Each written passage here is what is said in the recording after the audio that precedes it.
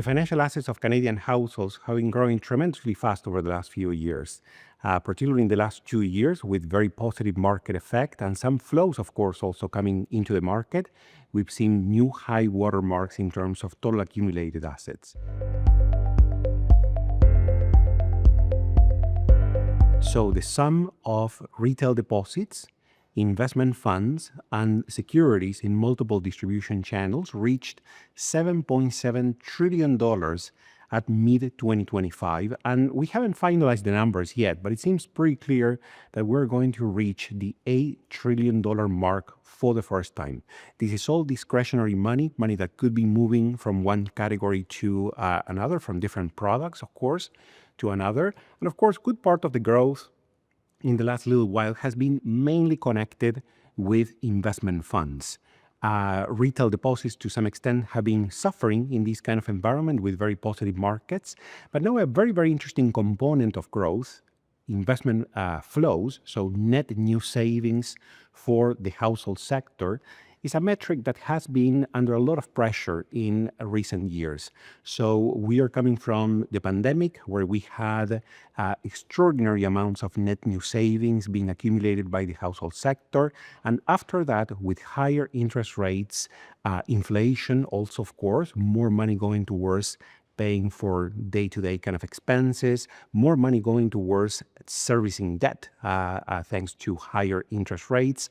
That has been a little bit of an issue. Households have not been accumulated significant amounts of assets. So the growth that we saw in financial assets over the last 2 years or so was mainly connected to market effect. 75% to about 2/3 of asset growth was for the most part connected to higher valuations in equity markets.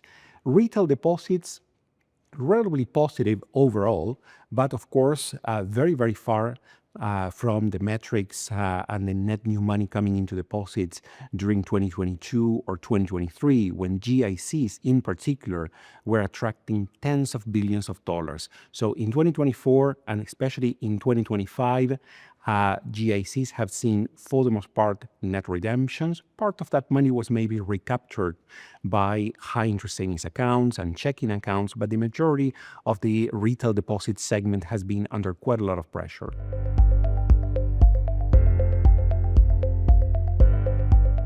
Investment funds were the star, particularly in 2025, but already doing quite well in 2024. So 2025 for investment funds, which is really the sum of ETFs, mutual funds, and segregated funds, attracted more than $150 billion in net flows. So that is second to 2021, which was the highest watermark ever recorded at just over $170 billion. But in 2025, if there's a very, very interesting difference compared to previous years, is that we saw ETFs accounting for the vast majority of the net flows coming into the market.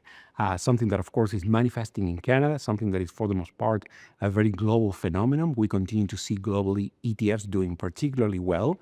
And, of course, Canada, out of these $150 or so billion coming into investment funds, nearly 120 went into ETFs, a new record high for the most part. So very, very interesting dynamics overall in the marketplace. Now, mutual funds, which in terms of assets are a much higher denominator than ETFs, also had positive flows of about $40 billion. But what's happening with mutual funds, of course, in many cases, mutual funds are being substituted with ETFs. This is happening, of course, in advice-based channels, in self-directed distribution channels, but also, very, very importantly, mutual funds are under the down pressure of the payout phase. Many households who are currently in retirement, and of course, many households that have been joining the numbers of their retirees over the last few years, are using assets that they accumulated over a long period of time, and that is having, of course, an impact on mutual funds, where we tend to see, of course, money that had been invested in many cases for decades that is now paying out for the most part. So good part of the trends connected to the weakness, if anything, in terms of sales for mutual funds overall is really connected to that payout phase, which is a very, very extensive phenomenon cutting across all distribution channels, but of course, advice-based distribution in particular. Now, ETFs are growing tremendously, as I mentioned before, and good part of this, of course, is connected to newer products. We continue to see that ETFs are finding ways, not only, of course, to replace mutual funds in many cases, to attract new money, but also very, very importantly, to replace investments in direct securities. This is something that has started many, many years ago and continues to develop. Is a very interesting trend, and good part of this, of course, is connected to the type of products that are coming to the market. So when you look at ETFs, we see money going into index trackers, regularly 60 to 75% or so of the dollars, the new dollars coming into ETFs are going to index trackers, to passive type of investments. But of course, a very significant amount of money still going towards active ETFs, which in the case of ETFs, of course, active does not necessarily mean the same type of activation that we typically see in mutual funds, so fully active type of funds. In the case of ETFs, there are, I would say, degrees of activation of the strategy. So this is something that has been developing along the lines of new products, where we see in some cases quant models, indices of different types with activation, in many cases, strategic beta type of products, and so on. So all of that, in good part, attracting new dollars.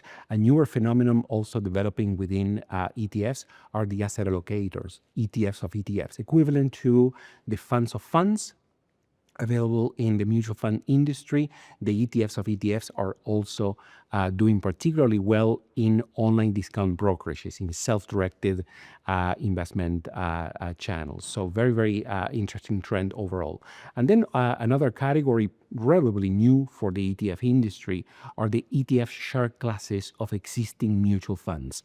This is a trend that for the most part started to develop in Canada, is now well underway also in the US. And this is, of course, very much connected to advisors that in many cases know mandates from a specific company very, very well.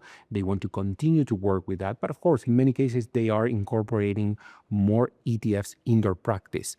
And asset managers, of course, are catering to that, adding ETF shared classes of existing mutual funds for advisors to use. So when you look at ETFs, again, in this type of markets, of course, very positive market effect across the board. We tend to see very positive flows for the vast majority of the categories.